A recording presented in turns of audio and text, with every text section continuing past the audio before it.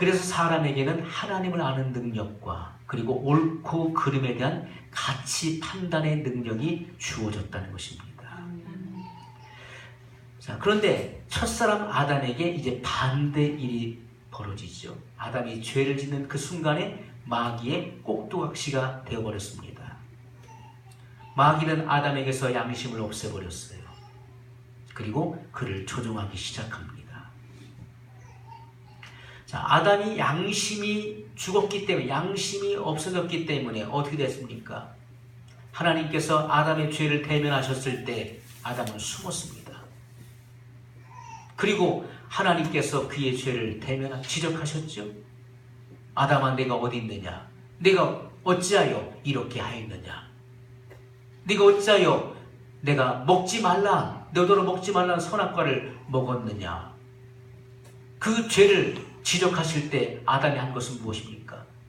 그가 양심이 있었다면 하나님 잘못했습니다.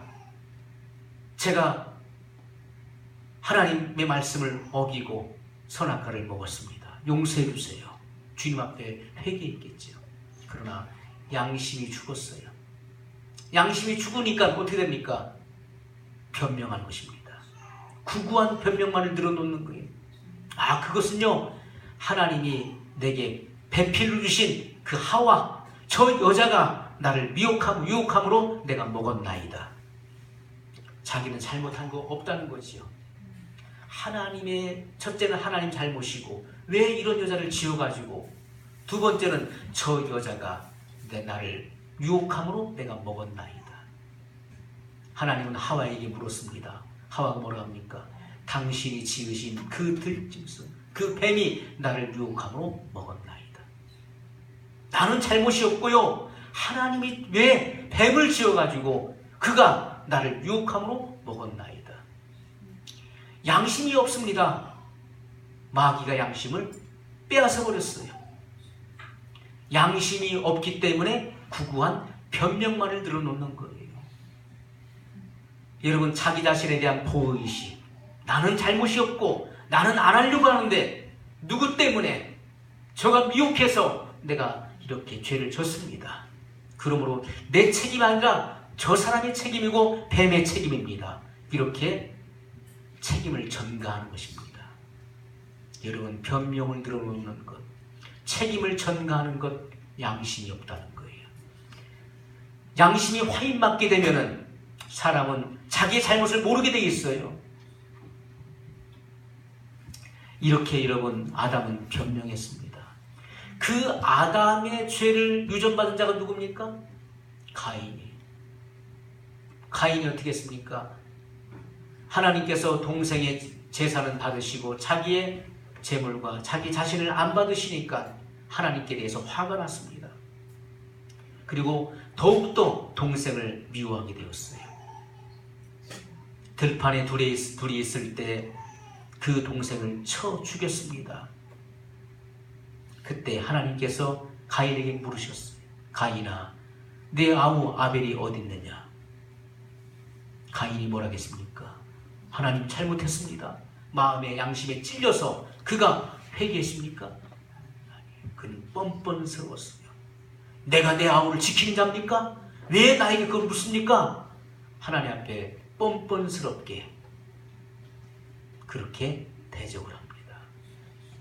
가인은 하나님 향해서 분노가 치밀었습니다. 내가 내 동생을 지키는 자입니까? 오히려 하나님을 대항합니다. 왜요? 양심이 죽었어요.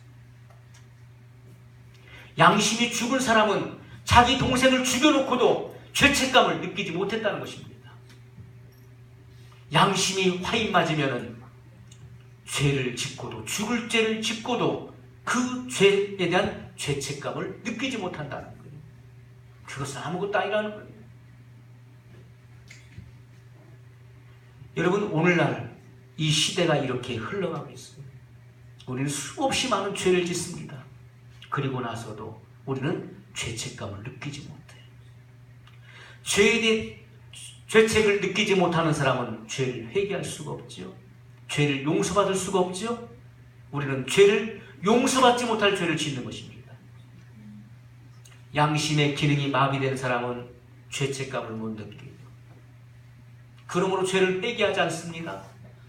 그러므로 그는 용서받지 못한 죄를 지은 것입니다. 그러므로 그는 영원한 지옥에 갈 수밖에 없다는 것입니다. 우리가 성경에 보세요. 가인이 어떻게 됐는지.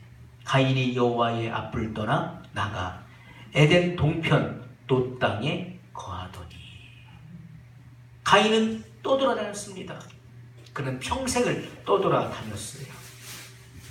그는 죄를 짓고 죄에 대한 용서의 필요성을 몰랐던 사람이었어요. 죄를 지은 인생은 어떻게 됩니까? 반드시 그 죄에 대한 용서를 받아야 될 것입니다. 그래서 예수님께서 십자가에서 피 흘려 죽으신 것입니다. 우리의 죄를 용서해 주시기 위해서, 우리의 죄를 없이 하시기 위해서 주님은 이 땅에 오셔서 십자가에서 고난을 받으셨어요. 그런데 오늘날 사람들은 죄 용서에 대한 필요성을 느끼지 못한다는 거예요. 그렇기 때문에 죄를 회개하지 않는 것입니다.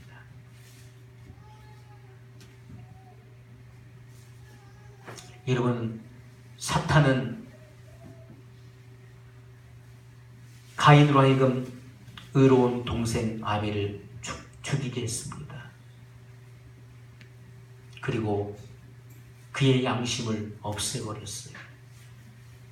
가인은 구원받을 기회를 놓쳐버렸습니다. 그는 너무 늦었어요. 그리고 너무 멀리 갔습니다. 우리의 양심이 점점 마비되지 않도록, 굳어지지 않도록 우리는 주의해야 될 것입니다. 아멘. 여러분, 우리가 죄에 대한 용서의 필요성을 느끼지 못한다면 가인처럼 우리는 세상을 떠돌아다니게 될 것입니다. 그래서 결국 우리는 영원한 지옥에 들어갈 수밖에 없다는 것입니다. 양심의 기능이 마비되면 죄를 할 수가 없어요. 그리고 주님 앞에 나갈 수도 없고 깨끗해질 수도 없다는 것입니다. 죄책을 느끼지 못한다면 우리는 구원을 받을 수가 없게 된다는 것입니다. 여러분, 오늘 우리는 양심이 예민해지도록 주님 앞에 기도해야 돼요. 아멘. 그래서 하나님, 우리의 양심이, 저의 양심이 회복되게 하여 주옵소서. 아멘. 지극히 작은 죄에도 아주 민감하게, 예민하게 반응할 수 있도록, 아멘. 그리고 죄의 용서에 대한 필요성을 강하게 느낄 수 있도록 도와달라고 주님 앞에 기도할 수 있어야 됩니다. 아멘. 우리 양심의 기능이 회복돼야 돼요. 아멘. 무뎌졌던, 그리고 경화되고 있는 우리의 양심이 다시금 부드러워지고, 그리고 그 양심의 기능이 온전히 움직여질 수 있도록, 자기 기능을 회복할 수 있도록 우리는 하나님께 기도할 수 있어야 된다는 것입니다. 아멘. 여러분, 양심의 기능이 살아나면 지극히 작은 죄에도 크게 찔림을 받는 것입니다. 아멘. 그리고 두려움을 느끼고 주님 앞에 엎드릴 수가 있게 되는 것이죠. 아멘. 여러분, 오늘 우리들은 어떻습니까? 가인이 아담에게 그 죄성을 유전받았던 것처럼, 그 양심을 받았던 것처럼, 여러분들도, 우리 학생들도 집에서 부모님에게 거짓말할 때 그 양심은 점점 굳어집니다. 거짓말을 할 때마다 양심의 기능은 점점 굳어져요. 남의 것을 탐하고 훔칠 때 양심의 기능은 굳어집니다. 도적질할 때 굳어진다는 것입니다. 누군가를 속일 때 양심은 점점 굳어집니다. 그리고 여러분들이 이 시대는 어떻습니까? 성적으로 문란하고 타락한 시대죠. 음란한 영화를 보고, 그리고 그런 것을 생각할 때 여러분의 양심은 급격하게 굳어진다는 것입니다. 그리고 우리가 의도적인 죄를 지을 때 우리 양심은 점점 마비되어 간다는 것입니다. 나중에 어떻게 됩니까? 죄를 짓고도 그것이 죄인 줄 알지 못하게 되어 있어요. 점점 굳어지기 때문에, 굳어지고 굳어져서 완전히 단단해집니다. 그래서 전혀 양심의 가책을 느낄 수 없을 정도로 완전히 굳어져 버려요. 그때는 우리는 용서받지 못합니다. 왜요? 죄책을 느끼지 못하기 때문에. 우리는 용서받지 못할 죄를 지어서 가인과 같이 세상을 떠돌다가 결국에는 영원한 지옥에 갈 수밖에 없다는 것입니다. 여러분, 사람이 죄를 지으면 하나님께로부터 멀어지죠. 그리고 교회로부터 멀어지는 것입니다. 죄를 지으면 교회 가기가 싫은 거예요. 그리고 죄를 지적하는 설교를 싫어합니다. 듣기 싫은 거예요. 맨날 죄에 대해서 이야기하고 싫은 거예요. 왜요? 양심의 기능이 굳어졌기 때문에 싫은 것입니다. 과거에는 어떻습니까? 나도 정말 구원받고 그리고 천국 가고 싶었을 때가 다 있었습니다. 과거에 정말 주님 앞에 귀하게 한번 쓰임받고 싶었던 그러한 마음을 가졌던 적이 다 있었을 것입니다. 그런데 지금은 어떻습니까?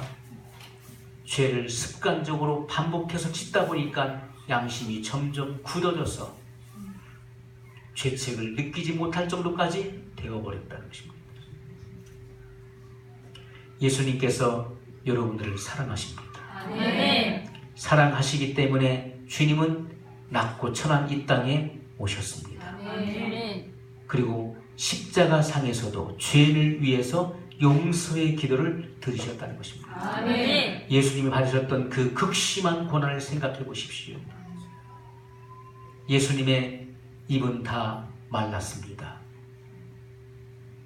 입천정까지 다 굳어졌습니다. 그렇게 참혹한 상황 속에서도 주님은 긍휼의 눈으로 사람들을 바라보셨다는 것입니다. 아멘. 예수님은 우리가 죄를 지었다 할지라도 우리를 미워하지 않습니다. 단지 우리가 그 죄로부터 돌이키길 원하신다는 것입니다. 아멘. 여러분, 때때로 그런 생각을 합니다. 하나님이 나 같은 죄인을 구원하셨다. 바울이 느꼈던 것처럼 내가 죄인 중에 괴수입니다. 내가 모든 사도보다 가장 작은 자입니다. 라고 고백했던 것처럼